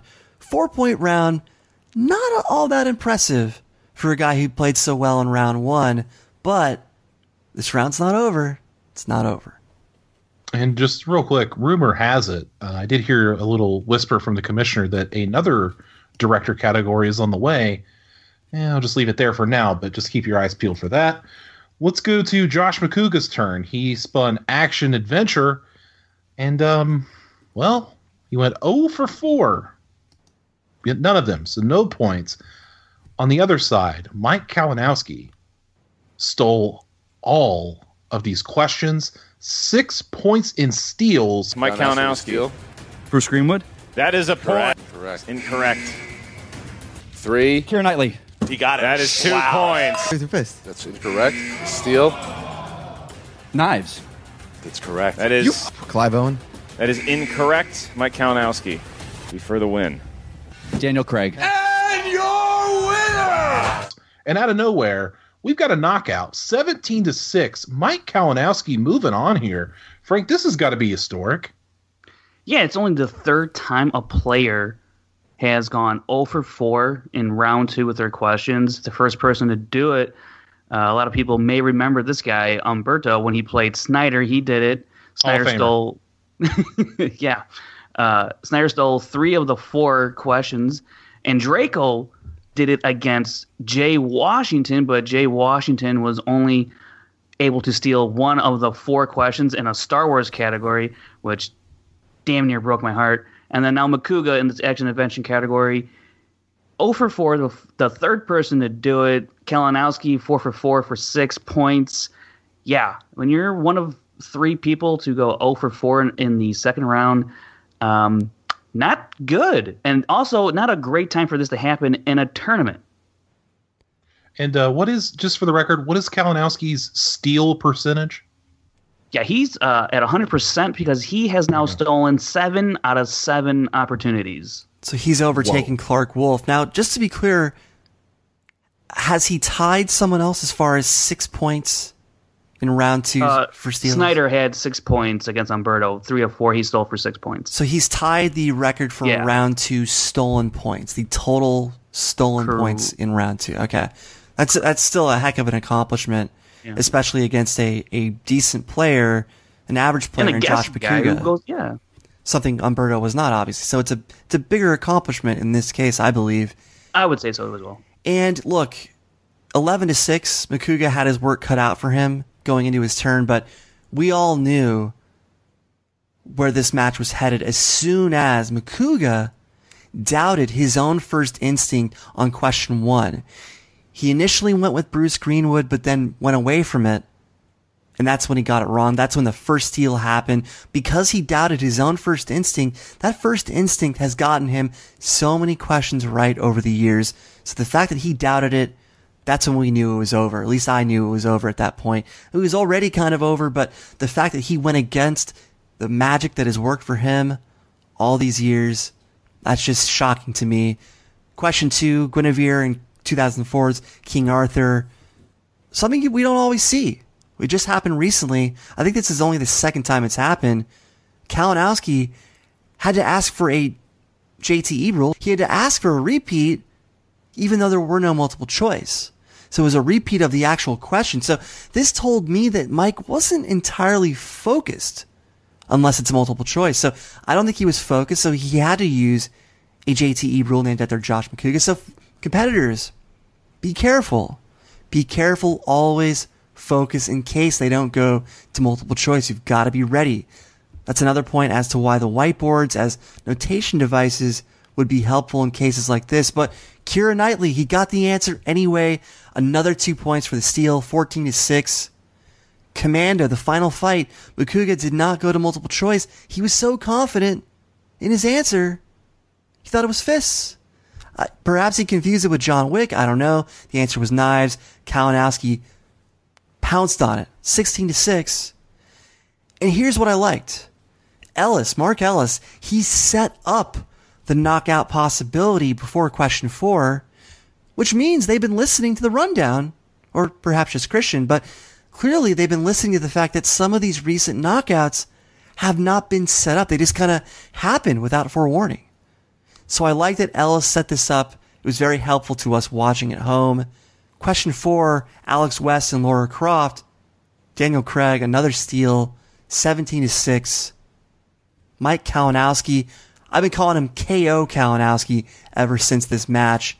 6 points and steals. My God. Maybe, just maybe, I should have picked him to win this tournament. I'm still confident in Rachel, but this guy, man, I've been saying it for a while. He is the next face star of this league. What a way to make a statement to the rest of the league in round 1. The funny thing about it is that after the match, Kalinowski was just as shocked as Josh Macuga that it actually happened, because as we said, I think we said it last week, Josh is such an up and down player. He even said it himself. He's, win, loss, win, loss, win, loss. But he's still good. He's still a great player. He challenged for the title once, so Josh has been right in there, and Kalinowski just put the boots to him. Man, impressive stuff. I felt actually bad for Macuga, and he looked really down on himself. It was kind of hard to watch, honestly. Yeah, this was the second wedding gift that Mike got Macuga in this match, a knockout prior to his wedding. That's for sure. Thank you very much. Frank, let me ask you, besides the Mega Powers disaster that kicked off team play against the Patriots, this was Macuga's worst match to date in singles, I have to imagine. It has to be. Absolutely. Especially in this format, in the Collider format. I think he's done in singles, guys. Frank, do you think he's done in singles? I thought he should have been done in singles like 4 matches ago, to be honest. As did I, but in fairness, I think this is the straw that broke the camel's back. Yeah, I would hope so. Otherwise, you're just kidding yourself, Macuga. I mean, if he sticks with Dewberry in teams, that could be fun. Yeah, that's cool. I like the Wild Berries. But, I think singles, hey, I wouldn't mind seeing him in free-for-all. That'd be fun, because I think he could mess up some people's days in that kind of setting. But as a regular singles competitor, I think possibly this one might be the nail in the coffin for at least a while. It's tricky because he is an entertaining squash match. He gets ratings, but he's never going to be a factor for the title. So there's the argument of, do you want to have every player be a factor for the title, or do you want to have players that you know are squash players or squash match type players? He's a stepping stone. He's a stepping stone, exactly. So do you want to have stepping stones that the audience knows are stepping stones, or do you want to phase them out in hopes of making the league more competitive or as competitive as possible? Turner, what do you think about the future of Josh Macuga? Should he bow out of singles to allow someone else with greater skill to come in and make the league even more competitive? I mean, I said it in the last episode. I think Josh should have been in a play-in match to get his spot. But the bigger picture to me is these people, I've seen it in the Movie Trivia Schmoedown Facebook group. There are people out there that don't believe in this old guard, new guard switch. And I'm telling you right now, it's happening right before your very eyes. Oh, yeah. Absolutely. Top 10, eliminated. Wolves of Steel, done. Riley, done. Merle, done. Macuga, done. There's others out there, but I'm just saying, like, it's good. There's a good and a bad to it, the way I look at it. It's bad because we love these players. We've grown up with these players like Macuga, Riley, so on and so forth. But it's also good because it makes these new blood, and I know people hate saying that, but these new blood matches are that much more exciting. These new players that come in.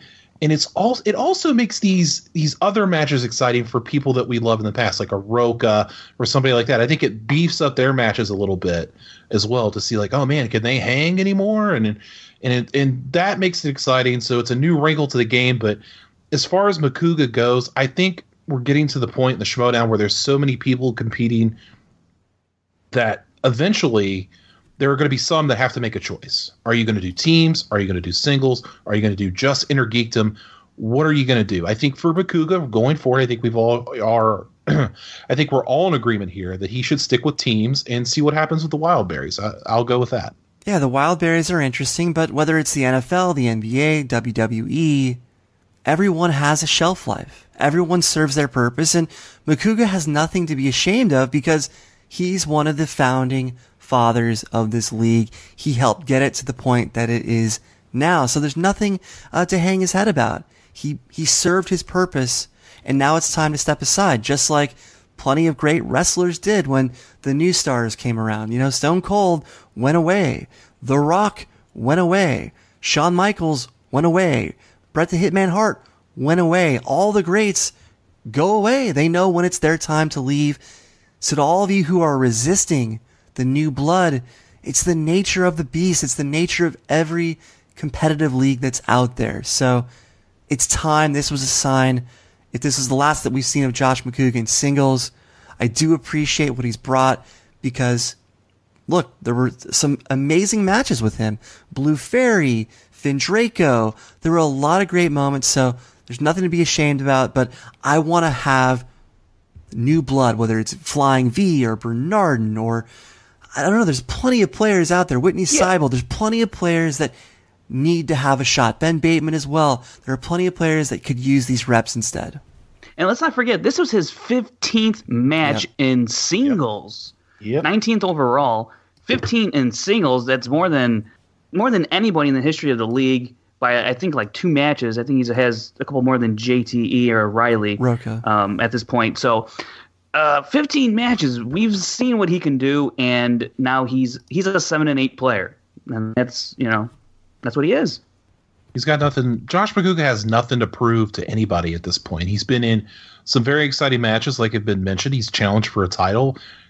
Outside of winning said title, he's pretty much done it all. So I'm fine. If he wants to walk away, I'm fine with it. If he wants to keep playing, but kind of every once in a while, I'm fine with that too. Well, let's talk about the post-match now. Guess who's back? Jen Sturger. We love Jen. She always does great interviews. And Mike Kalinowski was up first. And like I said, he was stunned. He was shocked that he did it. And he made his declaration that he's going to try to make a real run in this tournament. Still doing the babyface thing, and that's all well and good. What do you think, Brian?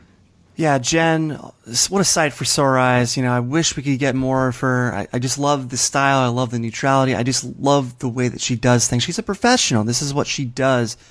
And my first thought, though, when I saw Sneider and Kalinowski up there, I was thinking, wow, this is a leather jacket depot. They both had these very nice leather jackets on. So a lot of leather at that particular moment.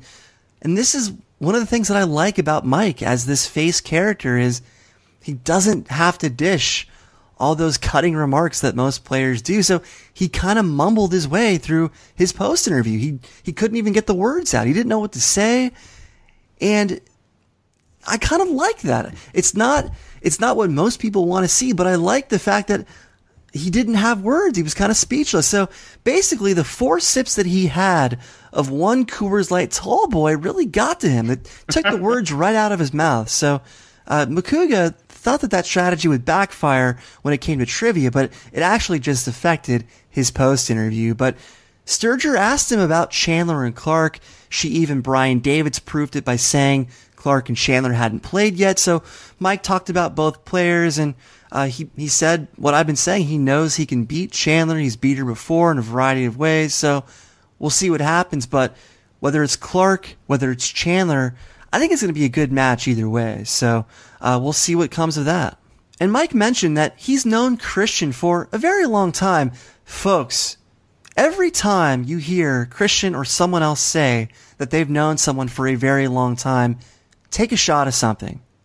I'm not saying that this is they know their stuff level of redundancy, but it's right up there. Though I always hear people say, oh, I've known Christian for a long time. Or I always hear Christian say, oh, I've known this person for a long time. So there's just these phrases that keep popping up within the Schmoedown. And for some reason, I have to point them out to you. But Aaron, you had a point about Macuga. And that kind of paints a picture, as we talked about earlier, of the way in which this fantasy segment was headed. So it's a very somber, sad, downtrodden. It's like a guy that just went to the woodshed and just got the crap beat out of him. I felt so bad for Macuga after this interview, and all he was trying to do was throw to his own fantasy segment, and Jen Sneider pulls out the burn of maybe the best burn in Schmoedown history. I can't wait to see you back, Thanks, Macuga. Jen. Do you want to stick around for my fantasy update? You want to stick around? No, for I got fantasy? shit to do. Okay, you know what? I'll just do the fantasy update right now. We don't even need to cut back to them. Here we go. So Jen puts the hammer to the nail that goes into the coffin of the wild man for now. Brian, what'd you think of this burn? This is why I want more Sneider view, more Sneider at the wall, more Sneider at the table. I want to see Jen at the table. I think she adds something that the other interviewers don't. I know that she's got wrestling knowledge. We heard that together when we interviewed her. So the more Jen, the better. But yeah, this is a classic example of what she can bring.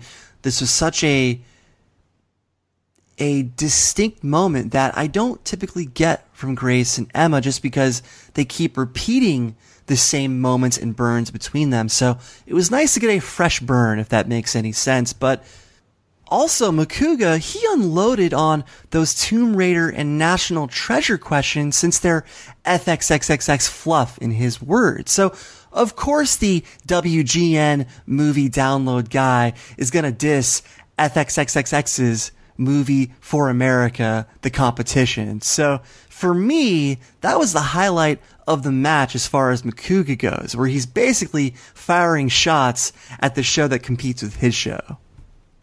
Frank, what did you think of this epic burn? Where does it rank in the history of Schmoedown burns, you think? Oh, man, I laughed pretty hard at that line from Jen. Where does it rank? Personally, I do like Inman's burn towards Sneider, that he was the only war vet, and legendary. that whole line. Personally, I like that one better, but this one definitely gives it a run for its money. Clark Wolf, who's he? Oh, that's another great one, yes. Love it. Clark had some great burns in regard to Roka being insecure and whatnot. Like, she said something like, shouldn't a belt make you more confident or secure? Like, she really dished it to him one match in particular. But the Inman thing was so real life that, of course, that's going to have an edge to it that this doesn't. But within the context of the Schmoedown and its fantasy segment, Jen's burn was really great. So Of course, if you wanted to cross over into real life, I'm sure she could have dug even deeper, but still, great moment, and a lot of people are talking about it already. So the fans love Jen, we love Jen. Hopefully we can see more Jen. And I love Macuga's reaction. He tried to do the segment, he just said, fuck. And that led to the segment later that was completely blank. And now it makes sense as to why we made that announcement up top. Frankie J, he's doing stat caps for the Schmoedown. So all this has been neatly set up to this moment where we have our very own representing the Schmoedown Rundown every week with fantasy stats. So it's long overdue as far as I'm concerned. I still want to see boxing style cards that relay these stats on top of Frank's voice. So we'll see what happens. But either way, it's going to be good with the Stat Lord. Conspiracy theory. Maybe I'll just paraphrase, maybe the stuff that Jen had to do was go check out Frank's new segment. Maybe that was it. Maybe she was getting prepped for that. Or she was... Yeah, that was exactly it. You're right, Aaron. Knew it. Or she the had to segment prep I for the had not table. even prepared yet. She had to prep for the table. That's what she was doing. She's getting ready to call a match. Christian's busy lately, so she was relieving it. That's what it was. Getting kind of tired of the Grace and Emma same routine over and over again, which Aaron wisely said, that needs to come to a head somehow, some way. So someone has got to put it out into the universe that, hey, we've got Jen Sturger who can drop great burns like the one she did with Macuga. So also, but don't misconstrue that I'm sick of Emma and Grace. I'm not. I like them. Just let's go in a little bit of a different direction now. Well, their rivalry is kind of getting tired. It's kind of run its course, and as Aaron said, it should probably come to a head somehow, some way. Whether they play a match, whether they have players competing in teams with them from their respective stables. I know Emma doesn't really have a stable, but maybe she would team up with someone. I don't know, but hopefully they do something. I'm sure they will. I'm sure they've already got something planned out. We're not the first people to think of this stuff. Believe you me. Steel cage. Steel cage. I like that. That's all I got to say. Submission match. We got a chance to get Mike Kalinowski's post-game thoughts here in our cooldown segment. Check this out. Hey guys, Mike here. So the match is out there now for everyone to see. I'm feeling really good about it. Going into this singles tournament, I was coming off of some really good matches here, especially with my Inner Geekdom debuts and off the team tournament. Not exactly going the way we wanted to, but still feeling pretty good and starting to find my rhythm and learning how to play the game and using the rules to my advantage. But Josh is one of the guys from the beginning who was always so nice to me. So to go against him in the first match, I was excited about it because he's such a great guy and a great competitor. But I was also kind of like, I don't know how this is going to go, man. He's the wild man. I was feeling confident in my knowledge, but that guy, he is known to pull those rabbits out of the hat. So I had no idea going in. Like you'd seen in some of the pregame and postgame interviews, I just wanted to have fun. It was just going to be a fun time regardless of who won or not. But I had a good round one. Round two, I was at Nolan Films because I figured he's got a real kind of limited filmography and I could spin something much worse. So I went with it. But then again, the one question I missed was a Batman Begins question, which I should have known. I was replaying the scene in my head, but I kept thinking his line was, it's Captain now. But no, it was Lieutenant. But going forward now, seeing what's going on here on my side of the bracket, it looks like I will either be facing Clark or Bryan next. So Clark had never fought before, and she is one hell of a tough competitor. But if I go against Bryan, that is a rivalry that has been brewing. She is the Harley to my Batman. So I don't know how that's going to go. I see that the Godfather himself is on my side of the bracket. So I really don't know, but I'm feeling good. I'm feeling going good into this. Depending on the other matches and who wins and who loses, I am feeling really good that I've got a shot to go for it in this one. The wheel has not been my friend. I don't think I've ever gotten a category that I've been crazy about, but I've also never gotten something terrible. I've never gotten an opponent's choice against me. So I kind of am feeling like I'm like Sam Levine at this point where I've hated that wheel, but I'm due for some good luck. We'll see. This tournament, it's just getting started here, but who knows? It's anyone's game at this point, so I don't want to get too confident. But Josh was a fantastic competitor. That last question again with the action, which I went for the steal. Like I knew that character. I remember the movie and seeing that was kind of before Daniel Craig took off But I remember seeing him, and he had a lot of charisma. I'm like, who is this guy? Why have I never seen him before? So that was a question that I instantly knew I could steal, and it just sucked to win it on the steal. But it was my second KO that I've had, and one of my followers on Twitter came up with the saying. He's like, you can't spell Kalinowski without KO. So hopefully I can kind of keep that going. But guys, thanks for having me on. Talk to you guys later. Guys, this is why I love these cooldown segments, because Mike now has some perspective on the match. He's got fan reaction in mind. He's now got the chance to formulate his thoughts instead of being pressed for his thoughts on the day of the taping, where clearly it didn't work out so well, as he was acting like Johnny Mumbles throughout it. So clearly he had his thoughts at this point, and I like that he left us a nice expression of his thoughts on this match. So thank you again to KO Kalinowski for helping out the rundown and putting yourself over even more. And as Mike said in the cooldown, you can't spell Kalinowski without KO. Exactly. So now let's talk about, here's a general question, guys. Who won the week for you? I'll start. I still think it was Grace Hancock. I think she was great on the mic this week. I know we just talked about this Emma Grace thing coming to a head, but I thought she really shined this week. Yeah, maybe she's got some redundant material, but I found her very captivating. And I think she's learning. She's underneath the Tom Dagnino learning tree when it comes to getting the gift of gab. I enjoyed her a lot. She won the week for me. What about you, Frank? I'm going to give it to the killer Kalinowski. He got the second KO in the Collider era. That's a huge deal because KOs do not happen ever in this league. It's only happened once before, a long time ago, and now he's got the second one. So I have to give him. I have to give it to him for that because it's a tremendous feat in the Schmoedown. What about you, Brian? Aaron, clearly you've had too much 7-Eleven ice cream with Alfredo, whatever his name is. So clearly your thinking is affected here because KO Kalinowski, he won the week thanks to a 10-point wheel round with 6 points acquired via steal. This is why I picked him to go to the final of this tournament, and he's already rewarding such confidence. I cannot wait to see where he goes in this tournament, because his career overall is looking as bright as ever. We need a face to replace Riley, to replace Merle. That's the way these things work. Faces come, they go. Heels come and they go.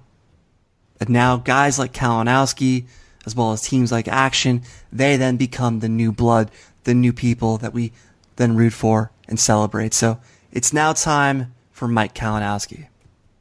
Okay, a couple things. I got to rebut a couple things. Number one, I'm sorry, guys. I was trying to go for a non-obvious answer. Sorry. No, that was, yeah. It's fine. It's fine.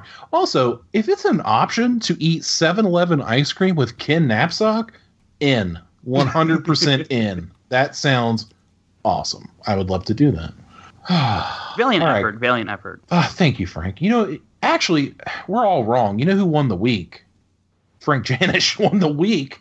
For Pete's sake, the guy's getting his own segment on the Schmoedown. That's pretty incredible. You won the week. Got lucky. You won the week. And speaking of who lost the week, the Schmoedown Rundown lost the week because it lost one of its best segments, known as the StatCast. No, that's not true. Come on now. We can still do it. Well, no, we always win. Well, speaking if of people fast forward through Macuga segment, what makes you think they're not going to fast forward through mine? Oh, stop it, guys! there are two other options as to who won the week. Christian Harloff, thanks to Maisie Ray, he probably won the week. Josh Macuga, he's getting married to someone that is way out of his league, so potentially he won the week too. It's true, he knows it. He's said it. Yeah. He said it, so he's potentially won the week as well, even though he got KO'd in this match. So there are a lot of winners this week. Besides me and Aaron, we didn't win this week. Well, if Ken and I have ice cream, I'll be next week's winner. Just want to throw that out there. No, see, he'll promise you ice cream, and then he'll take it back at the last second. Oh, okay. Come on. All right, that's not fair. So insulting here. That's not fair. It's true, though. Come on. It's true. A little 7-Eleven champagne and ice cream. That sounds awesome. All right, guys, before we get out of here, I do want to give a quick thank you to everybody that caught our anniversary episode that we did that released earlier in the week. And all the good feedback you guys gave us and all the well wishes for the 1-year anniversary of the Schmoedown Rundown. Yes, we've been at it for a year. It's hard to believe for a lot of us, but it feels like longer for some. And I just really, really appreciate all the positive feedback. We had a lot of fun. It was kind of a laid-back episode. I don't know, when we'll do one of those again, but thank you for that. And that's going to do it for this episode. This is number 53. So we're moving on to another year here. And my name is Aaron. You can find me on Twitter at ATTitanium. Frank Janisch, what about you, pal? Yeah, you can find me on Twitter, Instagram at FrankieJ29. Check out SD Rundown Stats on Twitter. Also, you can now check out Schmoedown.com for all your latest Schmoedown records, teams, and singles records. They are up there. And Inner Geekdom records will be coming shortly as soon as I can compile those. So look out for that. Man, he's put him to work. Holy crap. Brian Davids, where can you be found, bro?